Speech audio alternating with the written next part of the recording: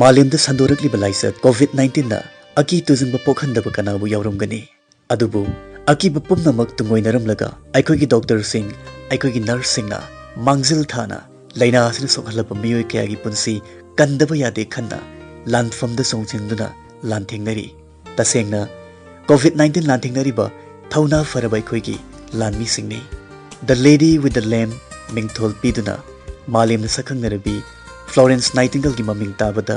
थमोइद इंथदब कनाबु लेरमगनी अंगकपनी मखोइगी मगुन मखोइगी कथोपगी थौना खुदसा सिंह अदुना सोलब हक्सांगदा नुंगसीना थेंगलकपदा ईश्वर की थौजाल फंगले खंजरीबनी मखोइगी वहाई अमना अनाब सिंहबु तत्तना नोखल्ली हरावहल्ली हिंगबगी लोइनाइद्रबा आशा अमा पीरी नाइटिंगल की तमजनिंगाई ओइरबा मतौ ngasisu laibak sigi nurse singna matung illi ngasisu Nightingale लिसिंग ना कोविड-19 लांथेंगनरी मखोइगी थमुइदा करीबु फाउरिबा मयामद करी फोंदोंलिबा मखोइगी मपाउ तामिनसी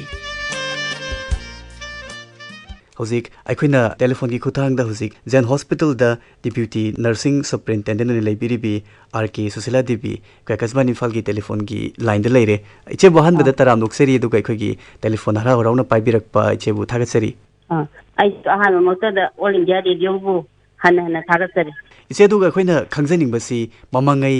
हाना ड्यूटी तौबिरंबसिगा अदुगा ममंगदसु अखोइगी लाइना लाइसत के आमदि लाखरे अदुबु हंदकी कोविड-19 की थेंगनरिबसिगदी पुनमक्सी अखोइ इमान मानदबा हंदकी यामना नौबा अदुगा अखोइदि यामना चैलेंजिंग ओइबा अदुगा ममखंगने अखोइना हौजिक थेंगनरिबसी अदिसे होइना करमाइन तौदना हौजिकी हकथेंगना अनाबसिंगसी लोइनबिबा मतमदा करमना लोइनबिबा करी करी सेक्शन थरong लौखतबिबा अदुगा थेंगनबिबा अवा नुंगाइदु थौरम ताबिरिबा मयाम उंतंग पाउदंबिसी होय कोरोना भाइरस हाइबसी अखोइना तमकपदसु यावरपनते इनौ नौबा भाइरस अमना तौबनिना अखोइदसु यामना खुदोंग चादबा मायोनै अदुबो करी हाइना हाइगदबनो प्रजागा अखोइगा लेनारिबा मरी से कितंग गेप अमा लेबा माली अखोइना थेंगनरिबा अनाबसी सोशल डिस्टेंसिंग लेगदबनी हैंड वॉश तौगदबनी हाइबा मयाम अमा अखोइगी हायर अथॉरिटी दगी मरुइना अखोइगी ऑनरेबल सीएम की साइट दगी अंगम लेवलदा अदुकी मत हेल्थ अवेयरनेस पीरबनी अदुबो अखोइदा थेनरिबसिदी अखोइना पेशेंट अमा पॉजिटिव ओइना लाबा मतमदुदा अखोइदा सु वाक्थोक्तनबा अखोइगी सु दुम नॉलेज लेजै अदुबो इनौ नौबा ओइबनिना अखोइना यामना नुंगाइतबा थौदो अमखा खाइजौ हाइरगदी हाइबियो अखोइना पॉजिटिव पेश अमा ट्रीट तौबा निमितुदा अखोइ सु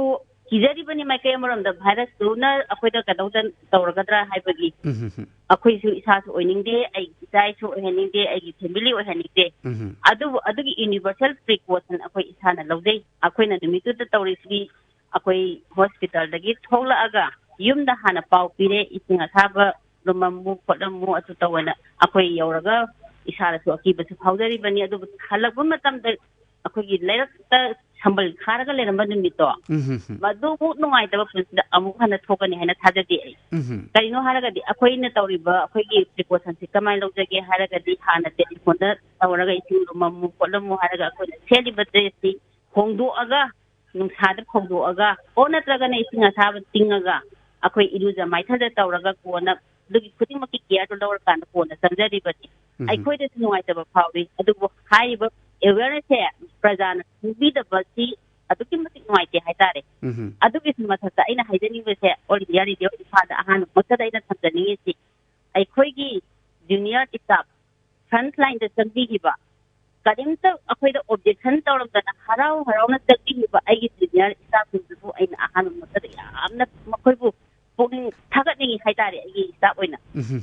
सिबोगी लेवल बोगे हाइजनिंगी होय अखोइ कसबान इम्फाल की माइकैदगी सो असुकी मतिक थागतसै अदोमगी थौनाबु अदुगा लैना सिलांथेंगनबदा लौबिरिबा दायित्व अखोइनसु इकाई खुमनजरी अमदि ईश्वरगी मफमदसु मयामगी टेक्ता काइदनबसु अखोइ अदुमक मतम चकपद थौनिसरी मखाताबिसी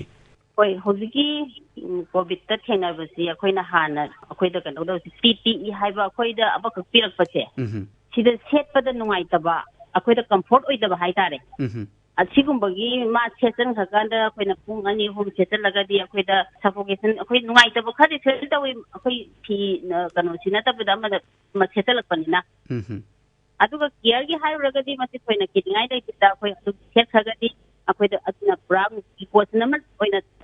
ꯊꯝꯈ꯭ꯔꯕꯅꯤꯅ ꯃꯁꯤ ꯌꯥꯝ ꯀꯥ ꯍꯦꯟꯅ ꯑꯩꯈꯣꯏꯗ ꯑꯀꯤꯕ ꯐꯥꯎꯖꯗꯦ ꯑꯗꯨꯕꯨ ꯑꯗꯨꯒꯤꯁꯨ ꯃꯊꯛꯇ ꯑꯗꯨꯒꯤ ꯄꯦꯁꯦꯟꯗꯣ ꯀꯤꯌꯔ ꯄꯤꯔꯨꯔꯕ ꯃꯇꯨꯡꯗ ꯑꯩꯈꯣꯏꯁꯨ ꯑꯃꯨꯛ ꯃꯌꯥꯝꯒꯤ ꯇꯧꯔꯤꯕ ꯇꯦꯁ ꯃꯌꯥꯝꯁꯦ ꯑꯩꯈꯣꯏ ꯇꯧꯔꯒ ꯅꯦꯒꯦꯇꯤꯚ ꯑꯣꯏꯔꯦ ꯍꯥꯏꯔꯒ ꯑꯩꯈꯣꯏ ꯑꯗꯨꯝ ꯌꯨꯝꯗ ꯑꯗꯨꯝ ꯁꯥꯟꯅꯔꯕ ꯉꯥꯛꯇꯅꯤ ꯃꯁꯤ ꯌꯥꯝ ꯀꯥ ꯍꯦꯟꯅ ꯀꯤꯅꯤꯡꯉꯥꯏꯗꯤ ꯑꯣꯏꯗꯦ ꯍꯥꯏꯅꯁꯨ ꯈꯟꯖꯩ ꯑꯩꯒꯤ ꯋꯥꯈꯜꯗꯗꯤ ꯀꯤꯁꯨ ꯀꯤꯗꯦ ꯑꯩꯈꯣꯏꯒꯤ ꯄ꯭ꯔꯣꯐꯦꯁꯟꯗ ꯆꯪꯉꯨꯔꯕꯅꯤ ꯁꯤꯒꯨꯝꯕ ꯃꯌꯥꯝꯁꯤ ꯂꯥꯟꯊꯦꯡꯅꯔꯒꯦ ꯃꯥꯌꯣꯛꯅꯔꯨꯔꯒꯦ ꯍꯥꯏꯅ ꯆꯪꯉꯛꯑꯕꯅꯤ ꯑꯩꯈꯣꯏ ꯄ꯭ꯔꯣꯐꯦꯁꯟꯗꯒꯤꯅꯤ ꯍꯣꯏ ꯈꯦꯠꯅꯕꯕꯨꯗꯤ ꯂꯩ ꯍꯥꯟꯅꯒꯤ ꯁ꯭ꯋꯥꯏꯟ ꯐ꯭ꯂꯨꯗꯨꯗ ꯀꯔꯤꯅꯤ ꯁꯤꯅ ꯑꯩꯈꯣꯏꯒꯤ ꯃꯥꯒꯤ ꯂꯣꯛ ꯈꯨꯔꯛꯄ ꯃꯥꯒꯤ ꯆꯤꯟ ꯅꯨꯡꯗ ꯆꯣꯡꯕꯗ ꯂꯧꯅꯅꯤ ꯍꯥꯏꯕ ꯑꯃ ꯂꯩꯕꯅꯤ ꯑꯗꯨꯝ ꯊꯣꯛꯅ ꯈꯪꯉꯒꯗꯤ ꯑꯗꯨꯒꯤ ꯗꯤꯁꯇꯦꯟꯁꯇꯨꯒꯤ ꯋꯥꯡꯃꯗ ꯂꯩꯔꯒꯗꯤ ꯑꯩꯈꯣꯏ ꯃꯁꯤ ꯀꯩꯁꯨ ꯇꯧꯔꯣꯏ ꯍꯥꯏꯕ ꯋꯥꯐꯝꯁꯤ ꯊꯝꯃꯒ ꯑꯩꯈꯣꯏ ꯃꯁꯤꯗ ꯑꯗꯨꯃꯥꯏꯅ ꯑꯀꯤꯕꯁꯨ ꯂꯩꯇꯦ ꯀꯩ ꯍꯥꯏꯅꯤ ꯍꯥꯟꯅ ꯑꯩꯈꯣꯏꯒꯤ ꯍꯨꯅ ꯄꯤꯕꯤꯔꯤꯕ ꯑꯦꯋꯦꯔꯅꯦꯁ ꯄ꯭ꯔꯣꯒ꯭ꯔꯥꯝꯁꯤꯕꯨ ꯐꯖꯅ ꯐꯣꯂꯣ ꯇꯧꯔꯒ ꯆꯠꯂꯒꯗꯤ ꯑꯩꯈꯣꯏ ꯃꯁꯤꯗ ꯊꯣꯏꯗꯣꯛꯅ ꯑꯀꯤꯕ ꯂꯩꯇꯦ ꯑꯋꯥꯕꯁꯨ ꯂꯩꯇꯦ ꯍꯥꯏꯅ ꯊꯝꯖꯅꯤꯡꯉꯤ ꯑꯁꯨꯛꯀꯤ ꯃꯇꯤꯛ ꯊꯥꯒꯠꯆꯔꯤ ꯁꯣꯝꯒꯤ ꯑꯗꯨꯒ ꯂꯩꯕꯤꯔꯤꯕ ꯁ꯭ꯇꯥꯐꯁꯤꯡꯒꯤ ꯊꯧꯅꯥ ꯂꯤꯡꯖꯦꯜ ꯑꯗꯨꯇꯅ ꯑꯩꯈꯣꯏꯒꯤ ꯁ꯭ꯇꯦꯠꯁꯤ ꯍꯧꯖꯤꯛ ꯑꯩꯈꯣꯏ ꯀꯣꯔꯣꯅꯥ ꯚꯥꯏꯔꯁ ꯐ꯭ꯔꯤ ꯑꯣꯏꯔꯕ ꯂꯝꯗꯝ ꯑꯃ ꯑꯣꯏꯕꯗ ꯑꯗꯣꯝꯒꯤ ꯆꯥꯎꯔꯕ ꯊꯧꯗꯥꯡ ꯑꯃꯈꯛ ꯌꯥꯕꯤꯈꯤꯕꯁꯤꯒꯤꯗꯃꯛꯇꯁꯨ ꯍꯟꯅ ꯍꯟꯅ ꯑꯀꯥꯁꯕꯥꯅꯤ ꯏꯝꯐꯥꯜꯒꯤ ꯃꯥꯏꯀꯩꯗꯒꯤꯁꯨ ꯇꯧꯕꯤꯃꯜ ꯈꯪꯕꯨ ꯎꯠꯆꯔꯤ ꯑꯃꯗꯤ ꯊꯥꯒꯠꯆꯔꯤ ꯁꯣꯝꯕꯨꯁꯨ ꯊꯥꯒꯠꯆꯔꯤ ꯑꯩꯈꯣꯏ ꯃꯈꯥ ꯇꯥꯔꯛꯄꯁꯤꯗ ꯑꯃꯨꯛ ꯑꯩꯈꯣꯏ ꯍꯧꯖꯤꯛ ꯖꯟ ꯍꯣꯁꯄꯤꯇꯥꯜꯗ ꯅꯔꯁꯤꯡ ꯁꯕꯄꯔꯤꯟꯇꯦꯟꯗꯦꯟꯠ ꯑꯣꯏꯅ ꯂꯩꯕꯤꯔꯤꯕꯤ ꯃꯨꯇꯨꯝ ꯖꯤꯕꯟꯂꯇꯥꯒ ꯑꯃꯨꯛ ꯑꯩꯈꯣꯏ ꯋꯥꯔꯤ ꯁꯥꯟꯅꯖꯒꯦ ꯁꯤꯒꯤꯁꯨ ꯊꯦꯡꯅꯕꯤꯕ ꯑꯋꯥ ꯅꯨꯡꯉꯥꯏ ꯈꯤꯇꯪ ꯍꯥꯏꯕꯤꯌꯨ ꯑꯍꯥꯟꯕꯃꯛꯇꯗ ꯑꯩꯅ ꯌꯥꯕꯨ ꯑꯩꯅ ꯊꯥꯒꯠꯆꯔꯤ ꯑꯩꯒꯤ ꯑꯋꯥ ꯅꯨꯡꯉꯥꯏꯁꯦ ꯑꯩꯁꯦ ꯍꯟꯗꯛꯁꯦ ꯑꯩ ꯅꯔꯁꯤꯡ ꯁꯨꯄꯔꯤꯟꯇꯦꯟꯗꯦꯟꯠ ꯑꯣꯏꯕꯁꯤꯁꯨ ꯑꯩ ꯀꯨꯏꯖꯗ꯭ꯔꯤ ꯑꯩꯉꯣꯟꯗꯗꯤ ꯑꯩꯅ ꯍꯦꯛ ꯑꯣꯏꯕ ꯑꯩꯒꯤ ꯖꯅꯋꯥꯔꯤꯒꯤ ꯇꯥꯔꯤꯛ ꯑꯃꯗꯒꯤ ꯑꯩ ꯁꯤꯒꯤ ꯄꯣꯠꯁꯤ ꯑꯩ ꯏꯟꯆꯥꯔꯖ ꯑꯣꯏꯅ ꯄꯥꯏꯖꯕꯅꯤ ꯁꯤꯒꯤ ꯄꯥꯏꯕꯁꯤꯒꯤ ꯑꯩꯒꯤ ꯁꯤꯒꯤ ꯑꯦꯗꯃꯤꯅꯤꯁꯇ꯭ꯔꯦꯁꯟꯒꯤ ꯑꯦꯛꯁꯄꯤꯔꯤꯌꯦꯟꯁ ꯀꯩꯀꯩ ꯑꯩ ꯂꯩꯇ꯭ꯔꯤꯉꯩ ꯇꯥꯂꯛꯁꯤꯗ ꯄ꯭ꯔꯤꯊꯤꯕꯤꯒꯤ ꯑꯣꯏꯅ ꯂꯥꯏꯆꯠꯁꯦ COVID-19ꯁꯤ ꯄꯦꯟꯗꯦꯃꯤꯛ ꯑꯣꯏꯅ ꯂꯥꯛꯈ꯭ꯔꯦ ꯑꯩꯉꯣꯟꯗꯁꯨ ꯌꯥꯝꯅ ꯁꯤꯒꯤ ꯁ꯭ꯇꯥꯐꯀꯤ ꯑꯦꯔꯦꯟꯖꯃꯦꯟ ꯑꯗꯩ ꯗ꯭ꯌꯨꯇꯤ ꯀꯃꯥꯏꯅ ꯁꯤꯒꯤ ꯑꯦꯁꯥꯏꯟ ꯇꯧꯅꯤ COVID-19ꯁꯤꯗꯤ ꯃꯌꯥꯝ ꯄꯨꯝꯅꯃꯛꯅ ꯍꯦꯛ ꯇꯥꯕꯗ ꯂꯣꯏꯅꯃꯛ ꯀꯤꯅꯕ ꯂꯥꯏꯅꯥꯅꯤꯅ ꯁꯤ ꯀꯃꯥꯏꯅ ꯀꯩꯅꯣ ꯇꯧꯗꯒꯦ ꯍꯥꯏꯕꯁꯤ ꯁꯤꯟꯗꯣꯛ ꯁꯤꯟꯖꯤꯟꯗ ꯑꯩꯉꯣꯟꯗ ꯌꯥꯝꯅ ꯃꯊꯥ ꯁꯥꯕ ꯌꯥꯝꯅ ꯊꯦꯡꯅꯈꯤ ꯑꯗꯨꯕꯨ ꯑꯩꯒꯤ ꯁꯕꯑꯣꯔꯗꯤꯅꯦꯠ ꯁ꯭ꯇꯥꯐ ꯗꯤꯄꯨꯇꯤ ꯅꯔꯁꯤꯡ ꯁꯨꯄꯔꯤꯟꯇꯦꯟꯗꯦꯟꯠ NS ꯑꯗꯒꯤ ꯑꯩꯒꯤ ꯅꯔꯁꯤꯡ ꯇꯤꯆꯔ ꯑꯩꯒꯤ higher authority MS additional MS deputy even ꯑꯩꯒꯤ ꯖꯦꯅꯤꯝꯁꯀꯤ ꯗꯥꯏꯔꯦꯛꯇꯔ ꯑꯣꯊꯣꯔꯤꯇꯤ ꯃꯌꯥꯝꯁꯤꯒ ꯇꯥꯟꯅꯖꯔꯒ ꯑꯩꯅ ꯁꯤꯒꯤ ꯁꯤꯆꯨꯋꯦꯁꯟꯁꯦ ꯑꯩꯅ ꯑꯗꯨꯝ ꯈꯔ ꯃꯊꯥ ꯁꯥꯖꯔꯁꯨ ꯑꯩ ꯍꯧꯖꯤꯛꯐꯥꯎ ꯑꯩ ꯇꯦꯀꯟ ꯇꯧꯖꯔꯤ ꯉꯁꯤꯃꯛꯇꯁꯨ ꯑꯩ ꯔꯣꯁꯇꯔꯒꯤ ꯃꯊꯪꯗ ꯀꯅꯥ ꯆꯪꯒꯗꯒꯦ ꯍꯥꯏꯕꯁꯤꯗꯤ ꯑꯩꯈꯣꯏ ꯑꯦꯔꯦꯟꯖꯃꯦꯟ ꯇꯧꯖꯔꯝꯃꯤꯅꯤ ꯏꯁꯇꯥꯐꯈꯩꯁꯦ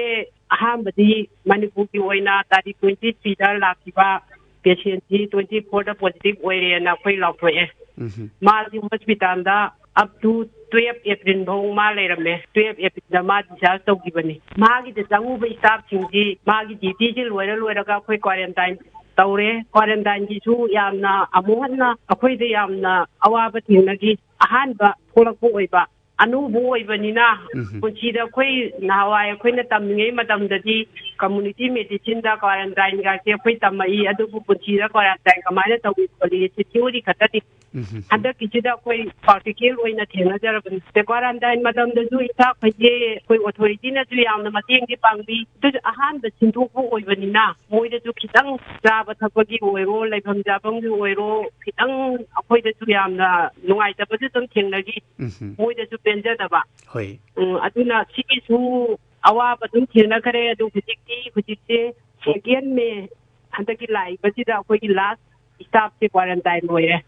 ꯑꯌꯥꯝꯕ ꯂꯣꯏꯔꯒ ꯃꯣꯏ ꯇꯦꯁꯇꯨ ꯅꯦꯒꯦꯇꯤꯚ ꯂꯣꯏ ꯆꯠꯂꯦ ꯏꯁꯇꯥꯐ ꯑꯌꯥꯝꯕ ꯂꯣꯏ ꯍꯟꯈ꯭ꯔꯦ ꯀꯩꯁꯨ ꯃꯁꯥ ꯃꯎꯁꯨ ꯀꯩꯁꯨ ꯊꯣꯏꯗꯣꯛꯄ ꯑꯅꯥ ꯑꯌꯦꯛꯁꯨ ꯑꯝꯇ ꯌꯥꯎꯈꯤꯗ꯭ꯔꯦ ꯑꯗꯩ ꯄꯦꯁꯦꯟꯁꯨ 3रक ꯇꯦꯁ ꯇꯧꯕꯗ ꯅꯦꯒꯦꯇꯤꯚ ꯆꯠꯂꯒ ꯂꯩꯈ꯭ꯔꯦ ꯑꯗꯨ ꯆꯤꯡꯅꯅꯤꯡꯉꯥꯏꯒꯤ ꯁꯤꯁꯤꯗ ꯀꯩꯒꯨꯝꯕꯗꯗꯤ ꯂꯩꯇ꯭ꯔꯦ ꯇꯧꯕꯇꯕꯨ ꯑꯩꯈꯣꯏꯗ ꯑꯅꯧꯕ ꯑꯅꯥꯕꯁꯦ ꯏꯅꯧ ꯅꯧꯕ ꯑꯗꯩ ꯃꯌꯥꯝꯅ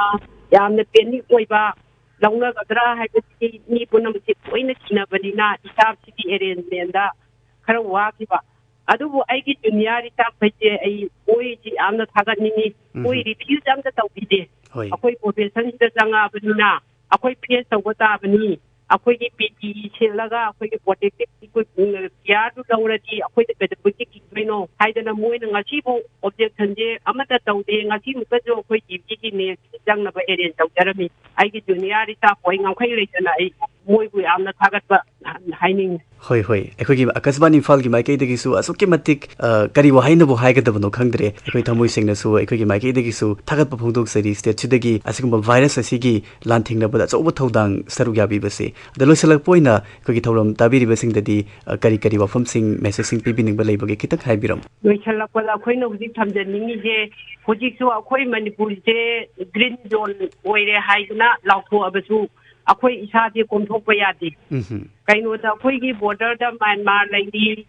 माउ जीबाम अखोई एनी टाइम दा पॉजिटिव अमा थोलकप मतमदा सेम प्रॉब्लम जे अखोई फेस तौदोइनी अदुना प्रजा मयाम जे अखोई ज्ञान तामिनरगा सोशल डिस्टेंसिंग अदगी लॉकडाउन मतमजिदा अखोइना अननेसेसरी दा थोकिदबा अदगी हैंड वाशिंग WHO की गाइडलाइन मतुइना सी प्रजा पुनमसे आई प्रजा पुनमता सिबतिगी वाफम से ज्ञान ताहंजनी यम नुआइजे असुके मतिक थागसरी चिल्लब इसागी ड्यूटी की थौगाई मरकता अखोई मिकुप खरदं काइथोक पिरगा थौरम ताबिरिबसिंगदा ममल यामलो वफम क्यामरुम फोंदोक पिरंबा जेनिम्स की माइकैदगी सरुगाबिके बैचेनिबो अमुकहना कसबानी फालगी माइकैदगी थागत फोंदोक सरी हन्ना हन्ना अखोईगी साइडजु थागत फोंदोक सरी अꯩꯒꯤ ꯃꯤꯡ ꯊꯣꯉꯥꯝ ꯑꯁꯔꯥꯅꯤ ꯔꯤꯝꯁꯀꯤ ꯑꯥꯏꯁꯣꯂꯦꯁꯟ ꯋꯥꯔꯗꯇ ꯁ꯭ꯇꯥꯐ ꯅꯔꯁ ꯑꯣꯏꯅ ꯗ꯭ꯌꯨꯇꯤ ꯇꯧꯖꯔꯤ ꯍꯧꯖꯤꯛ ꯑꯣꯏꯔꯤꯕ ꯐꯤꯕꯝ ꯍꯥꯏꯕꯗꯤ COVID-19ꯒꯤ ꯂꯩꯅꯥ ꯑꯁꯤ ꯆꯞ ꯆꯥꯕ ꯍꯤꯗꯥꯛ ꯂꯩꯇ꯭ꯔꯤꯕꯅꯤꯅ ꯑꯅꯥꯕꯁꯤꯡꯗ ꯑꯋꯥꯕ ꯑꯀꯤꯕ ꯋꯥꯈꯜ ꯂꯣꯏꯅꯔꯒ ꯂꯩꯕꯅꯤꯅ ꯍꯤꯗꯥꯛ ꯈꯛꯇꯅ ꯅꯠꯇꯅ ꯁꯥꯏꯀꯣꯂꯣꯖꯤꯀꯦꯜ ꯁꯄꯣꯔꯠ ꯍꯥꯏꯕꯁꯤ ꯗꯔꯀꯥꯔ ꯌꯥꯝ ꯂꯩ ꯍꯥꯏꯅ ꯈꯟꯖꯩ ꯃꯅꯤꯄꯨꯔꯒꯤ ꯑꯅꯤꯁꯨꯕ ꯀꯦꯁ ꯑꯣꯏꯅ ꯔꯤꯝꯁꯇ ꯗꯦꯠ 31 ꯃꯥꯔꯆꯇ ꯔꯤꯄꯣꯔꯠ ꯇꯧꯔꯒ ꯗꯦꯠ 1 ꯑꯦꯄ꯭ꯔꯤꯜꯗ ꯑꯥꯏꯁꯣꯂꯦꯁꯟ ꯋꯥꯔꯗꯇ ꯑꯦꯗꯃꯤꯁꯟ ꯇꯧꯗꯨꯅ ꯂꯩꯔꯝꯕ ꯂꯤꯂꯣꯡ ꯍꯥꯎꯔꯤꯕꯤꯗꯒꯤ ꯑꯕꯗꯨꯜ ꯔꯍꯃꯟꯒꯤ ꯐꯤꯕꯝ ꯐꯒꯠꯅꯕ ꯍꯣꯠꯅꯕꯗ ꯗ꯭ꯌꯨꯇꯤ ꯇꯥꯔꯤꯕꯁꯤꯡꯒꯤ ꯆꯥꯎꯔꯕ ꯀꯟꯇ꯭ꯔꯤꯕ꯭ꯌꯨꯁꯟ ꯌꯥꯎꯈꯤ ꯄꯦꯁꯦꯟ ꯃꯁꯥꯃꯛꯁꯨ ꯑꯩꯈꯣꯏꯒꯤ ꯁ꯭ꯇꯥꯐꯁꯤꯡꯗ ꯀꯣꯑꯣꯄꯔꯦꯇꯤꯕ ꯌꯥꯝꯅ ꯑꯣꯏ ꯑꯗꯨꯃꯛꯅꯁꯨ ꯂꯥꯌꯦꯡꯕꯗ ꯌꯥꯝꯅ ꯊꯨꯅ ꯂꯥꯏꯅ ꯐꯕ ꯉꯝꯈꯤꯕꯅꯤ ꯑꯩꯈꯣꯏꯒꯤ ꯁꯥꯏꯠꯇꯒꯤ ꯄꯦꯁꯦꯟꯒꯤ ꯋꯥꯈꯜꯗ ꯅꯤꯡꯍꯟꯅꯗꯅꯕ ꯀꯟꯅ ꯍꯣꯠꯅꯖꯩ ꯃꯁꯥꯒꯤ ꯆꯍꯤ ꯌꯥꯝꯕꯒ ꯗꯥꯏꯕꯦꯇꯤꯛ ꯄꯦꯁꯦꯟ ꯑꯣꯏꯕꯅꯤꯅ ꯇꯨꯝꯕ ꯆꯥꯕ ꯍꯥꯏꯕꯗꯤ ꯕ꯭ꯔꯦꯛꯐꯥꯁꯠ ꯂꯟꯆ ꯗꯤꯅꯔ ꯒꯨꯂꯤ ꯆꯥꯕꯒꯤ ꯏꯟꯁꯨꯂꯤꯟ ꯀꯥꯞꯄꯒꯤ ꯃꯇꯝ ꯌꯥꯝꯅ ꯀꯨꯞꯅ ꯁꯦꯟꯅꯖꯩ ꯄꯦꯁꯦꯟꯅ ꯍꯥꯏꯔꯛꯄ ꯀꯝꯄ꯭ꯂꯦꯟ ꯈꯨꯗꯤꯡꯃꯛ ꯊꯦꯡꯊꯗꯅ ꯗꯣꯛꯇꯔ ꯑꯣꯟ ꯗ꯭ꯌꯨꯇꯤꯗ ꯄꯥꯎ ꯄꯤꯗꯨꯅ ꯅꯨꯡꯉꯥꯏꯇꯕ ꯑꯋꯥ ꯄꯨꯝꯅꯃꯛ ꯀꯣꯛꯍꯟꯈꯤ ꯄꯦꯁꯦꯟꯒꯤ ꯑꯋꯥꯠ ꯑꯄꯥ ꯈꯨꯗꯤꯡꯃꯛ ꯍꯣꯁꯄꯤꯇꯥꯜ ꯁꯥꯏꯠꯇꯒꯤ ꯋꯥꯠꯇꯅ ꯄꯤꯈꯤ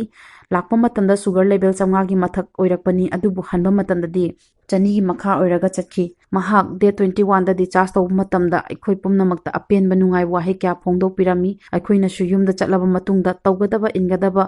ꯔꯨꯜꯁ ꯀꯌꯥ ꯇꯥꯛꯄꯤꯗꯨꯅ ꯃꯍꯥꯛꯄꯨ ꯗꯤꯆꯥꯔꯖ ꯇꯧꯈꯤ ꯑꯗꯨꯅ ꯃꯌꯥꯝ ꯄꯨꯝꯅꯃꯛꯁꯨ ꯒꯣꯚꯔꯟꯃꯦꯟꯠꯅ ꯄꯤꯔꯤꯕ ꯆꯠꯅ ꯄꯊꯥꯞ ꯑꯁꯤ ꯉꯥꯛꯇꯨꯅ ꯇꯝꯊꯤꯔꯕ ꯂꯩꯅꯥ COVID-19 ꯑꯁꯤꯕꯨ ꯑꯩꯈꯣꯏ ꯄꯨꯟꯅ ꯃꯥꯏꯊꯤꯕ ꯄꯤꯃꯤꯟꯅꯔꯁꯤ ꯑꯩꯒꯤ ꯃꯤꯡ ꯑꯣꯃꯤꯇꯥ ꯍꯨꯏꯗ꯭ꯔꯣꯝ ꯑꯩ ꯍꯧꯖꯤꯛ ꯔꯤꯝꯁ ꯍꯣꯁꯄꯤꯇꯥꯜꯒꯤ ꯑꯥꯏꯁꯣꯂꯦꯁꯟ ꯋꯥꯔꯗꯇ ꯅꯔꯁꯤꯡ ꯁꯤꯁꯇꯔ ꯑꯣꯏꯅ ꯊꯕꯛ ꯇꯧꯖꯔꯤ COVID-19ꯒꯤ ꯃꯇꯥꯡꯗ ꯒꯣꯔꯃꯦꯟꯗ ꯋꯥꯍꯩ ꯈꯔꯗꯪ ꯊꯝꯖꯒꯦ ꯆꯪꯗꯕ ꯌꯥꯗꯕ ꯃꯦꯗꯤꯀꯦꯜꯒꯤ ꯄꯣꯠꯂꯝꯁꯤꯡ PPE ꯀꯤꯠ N95 ꯃꯥꯁꯛ ꯍꯦꯟ ꯁꯦꯅꯤꯇꯥꯏꯖꯔ ꯑꯃꯗꯤ ꯍꯥꯏꯗ꯭ꯔꯣꯛꯁꯤꯀ꯭ꯂꯣꯔꯣꯀꯤꯟꯒꯤ ꯁꯄ꯭ꯂꯥꯏ ꯋꯥꯠꯍꯟꯕꯤꯗꯕ ꯂꯣꯛꯗꯥꯎꯟ ꯍꯥꯡꯕ ꯇꯥꯔꯒꯁꯨ ꯄꯕ꯭ꯂꯤꯛ ꯒꯦꯗꯔꯤꯡ ꯍꯥꯏꯕꯗꯤ ꯃꯤꯌꯥꯝ ꯄꯨꯟꯕ ꯑꯊꯤꯡꯕ ꯊꯝꯕꯤꯕ ꯕꯖꯥꯔ ꯑꯃꯗꯤ ꯑꯇꯩ ꯃꯤꯌꯥꯝ ꯄꯨꯟꯕ ꯌꯥꯕ ꯃꯐꯝꯁꯤꯡꯗ ꯔꯦꯁꯇ꯭ꯔꯤꯛꯁꯟ ꯈꯔ ꯊꯝꯗꯨꯅ ꯇꯤꯜꯂꯤꯕ ꯃꯤꯁꯤꯡ ꯌꯥꯔꯤꯕ ꯃꯈꯩ ꯍꯟꯊꯍꯟꯕ ꯃꯤꯌꯥꯝ ꯇꯤꯟꯕ ꯃꯐꯝꯁꯤꯡꯗ ꯆꯥꯡ ꯅꯥꯏꯅ ꯁꯦꯡꯗꯣꯛꯄꯤꯕ ꯑꯃꯗꯤ ꯍꯤꯗꯥꯛ ꯁꯤꯖꯤꯟꯅꯗꯨꯅ ꯆꯥꯡ ꯅꯥꯏꯅ ꯗꯤꯁꯏꯟꯐꯦꯛ ꯇꯧꯕꯤꯕ ꯃꯤꯌꯥꯝ ꯇꯤꯟꯕ ꯃꯐꯝꯁꯤꯡꯗ ꯁꯣꯁꯤꯌꯦꯜ ꯗꯤꯁꯇꯦꯟꯁꯤꯡꯒꯤ ꯅꯤꯌꯣꯝꯁꯤꯡ ꯃꯥस्क ꯎꯞꯄ ꯗꯤꯁꯇꯦꯟꯁ ꯃꯦꯟꯇꯦꯟ ꯇꯧꯕ ꯑꯃꯗꯤ ꯈꯨꯠ ꯍꯥꯝꯅꯕ ꯏꯁꯤꯡ ꯁꯥꯄꯣꯜ ꯐꯖꯅ ꯃꯔꯥꯡ ꯀꯥꯏꯅ ꯊꯝꯕꯤꯕ ꯁ꯭ꯇꯦꯠ ꯑꯁꯤꯒꯤ ꯆꯪꯐꯝ ꯏꯟꯇ꯭ꯔꯤ ꯄꯣꯏꯟꯠꯁꯤꯡꯗ ꯆꯦꯀꯤꯡ ꯁ꯭ꯇꯥꯐ ꯊꯝꯗꯨꯅ ꯆꯪꯂꯛꯂꯤꯕ ꯃꯤꯄꯨꯝ ꯈꯨꯗꯤꯡꯃꯛ ꯆꯦꯛ ꯇꯧꯕ ꯑꯃꯗꯤ ꯆꯤꯡꯅꯕꯁꯤꯡꯕꯨ ꯃꯐꯝ ꯑꯗꯨꯃꯛꯇꯗꯒꯤ ꯆꯥꯅꯕ ꯀ꯭ꯋꯥꯔꯦꯟꯇꯥꯏꯟ ꯁꯦꯟꯇꯔꯗ ꯄꯨꯗꯨꯅ ꯊꯝꯕ ꯏꯌꯥꯔꯄꯣꯔꯠ ꯑꯃꯗꯤ ꯏꯟꯇꯔꯁ꯭ꯇꯦꯠ ꯕꯁ ꯇꯔꯃꯤꯅꯁꯇꯁꯨ ꯍꯥꯏꯔꯤꯕ ꯐꯦꯁꯤꯂꯤꯇꯤ ꯑꯁꯤ ꯃꯦꯟꯇꯦꯟ ꯇꯧꯕꯤꯕ ꯁ꯭ꯇꯦꯠ ꯑꯁꯤꯒꯤ ꯀ꯭ꯋꯥꯔꯦꯟꯇꯤꯟ ꯐꯦꯁꯤꯂꯤꯇꯤꯁꯤꯡ ꯂꯣꯛꯗꯥꯎꯟ ꯂꯣꯏꯔꯕꯁꯨ ꯃꯦꯟꯇꯦꯟ ꯇꯧꯕꯤꯕ ꯑꯗꯨꯒ ꯃꯄꯥꯟꯗꯒꯤ ꯂꯥꯛꯄ ꯃꯤ ꯈꯨꯗꯤꯡꯃꯛ ꯅꯤꯌꯣꯝꯒꯤ ꯃꯇꯨꯡꯏꯟꯅ ꯅꯨꯃꯤꯠ 14ꯅꯤ ꯀ꯭ꯋꯥꯔꯦꯟꯇꯤꯟꯗ ꯊꯝꯕ ꯍꯧꯖꯤꯛ ꯍꯣꯁꯄꯤꯇꯥꯜꯗ ꯂꯩꯔꯤꯕ ꯑꯥꯏꯁꯣꯂꯦꯁꯟ ꯋꯥꯔꯗ COVID-19 ꯋꯥꯔꯗꯁꯤꯡ ꯄꯦꯟꯗꯦꯃꯤꯛ ꯑꯁꯤꯅ ꯂꯣꯏꯗ꯭ꯔꯤ ꯐꯥꯎꯕ ꯃꯦꯟꯇꯦꯟ ꯇꯧꯕꯤꯕ ꯂꯥꯌꯦꯡꯅꯕ ꯗꯥꯛꯇꯔꯁꯤꯡ ꯑꯃꯗꯤ ꯃꯔꯤ ꯂꯩꯅꯕ ꯃꯦꯗꯤꯀꯦꯜ ꯁ꯭ꯇꯥꯐꯁꯤꯡ ꯃꯇꯝ ꯈꯨꯗꯤꯡꯃꯛꯇ ꯋꯥꯠꯇꯅꯕ ꯄꯣꯂꯤꯁꯤ ꯁꯤꯟꯕꯤꯕ ꯂꯣꯛꯗꯥꯎꯟ ꯂꯣꯏꯔꯕꯁꯨ ꯆꯦꯛꯁꯤꯟꯕꯗꯤ ꯂꯣꯏꯕ ꯂꯩꯇꯦ ꯍꯥꯟꯅꯒꯨꯝ ꯆꯦꯛꯁꯤꯟꯕꯤꯒꯗꯕꯅꯤ ꯁꯣꯁꯤꯌꯦꯜ ꯗꯤꯁꯇꯦꯟꯁꯤꯡ ꯆꯠꯅꯕꯤ ꯃꯦꯟꯇꯦꯟ ꯇꯧꯕꯤꯕ ꯃꯤ ꯑꯃꯒ ꯑꯃꯒ ꯎꯅꯕꯗ ꯌꯥꯝꯅ ꯅꯛꯁꯤꯟꯅꯗꯕ ꯍꯦꯟꯁꯦꯛꯅꯆꯤꯡꯕ ꯁꯣꯛꯅ ꯁꯝꯅꯕ ꯇꯧꯕꯤꯗꯕ ꯌꯥꯔꯤꯕ ꯃꯈꯩ ꯌꯨꯝꯗꯒꯤ ꯆꯠꯊꯣꯛꯄꯤꯗꯕ ꯃꯔꯝ ꯂꯩꯇ꯭ꯔꯕꯗꯤ ꯃꯄꯥꯟꯗ ꯆꯠꯊꯣꯛꯂꯣꯏꯗꯕꯅꯤ ꯊꯕꯛ ꯆꯠꯊꯣꯛꯄꯗ ꯌꯨꯝ ꯑꯃꯒꯤ ꯗꯔꯀꯥꯔ ꯂꯩꯕꯁꯤꯡ ꯃꯤ ꯑꯃꯠꯇꯅ ꯌꯥꯔꯒꯗꯤ ꯄꯨꯂꯞ ꯇꯧꯅꯕ ꯍꯣꯠꯅꯕ ꯈꯨꯗꯝ ꯑꯣꯏꯅ ꯌꯨꯝꯒꯤ ꯆꯥꯅ ꯊꯛꯅꯕ ꯑꯣꯏꯔꯕꯁꯨ mi amana leiba chatpa matamda atopa thabaksu yaragadi punsinbiba miyam punma mafamsingda yariba makhai avoid tawbiba social gathering party function na singba yariba makhai hanthana sinba amadi yariba makhai yaubidaba chathokpada mark sijinabiba maida mitta chinda khutna sokbidaba amadi khuttoina hamba natraga hand sanitizer sijinabiba imung manung amadi akoibada lu nana thamba amadi chang naina chlorine bleaching powder na singba sijinadna sengdokpiba lok tin sitpada kambidaba mafam chana sitokpa amadi miyam punma mafamda lok tin sittaba lok khuba hakthi khanmana singbada hanagum cheksinna rumalda natraga pambomda onsilaga tawbiba yumgi mi mapandagi lamdagi laklagadi sarkargi quarantine facility da natraga yumda numit 13 ni quarantine thambiba karigumba covid-19 manba symptom haibadi lok kangna khuba fever leiba khaunau nabana singba tawrabadi anakpa hospital da report tawbiba masana masabu layeng-bagi asoiba tawbidaba specialist doctor singa tanabiba covid-19 asi ikaingai oiba laina natte adubu sibadi yaba laina ne aduna symptom hek ubada report tawbigadabani Aihak Mutum Basanta Singh, ID Ward ki Ward Masters ni COVID-19 asina ikoida psychological impact ama chawna pi maramdi laina asi anoba ama oibana maram oiraga patient amabu layengba matamda karamna tawgadage pungning da chingnaba amadi akiba kaya phawdaba natte adubu aikoina phangkhiba seminar amadi workshop ki knowledge aduna mateng oiraga punamakpu maipakna lanthengnabada ngamkhibani aikoina hospital da duty tawba loiraga yumda hanba da laikai amadi hospital staff singna aikoibu stigmatization tawbagi nungaitaba kaya yaudaba natte covid-19 asi thengnabad matamda changadaba equipment punamak aikoigi nuksijaraba director amadi medical superintendent rims na matam chana pibiba maramna awaba yaudana maipakna lanthengnaba ngamkhibani aikoigi panthungdi COVID-19 asi maithiba pibaga loinana anaba mibu asibadi khayatagi kanba asini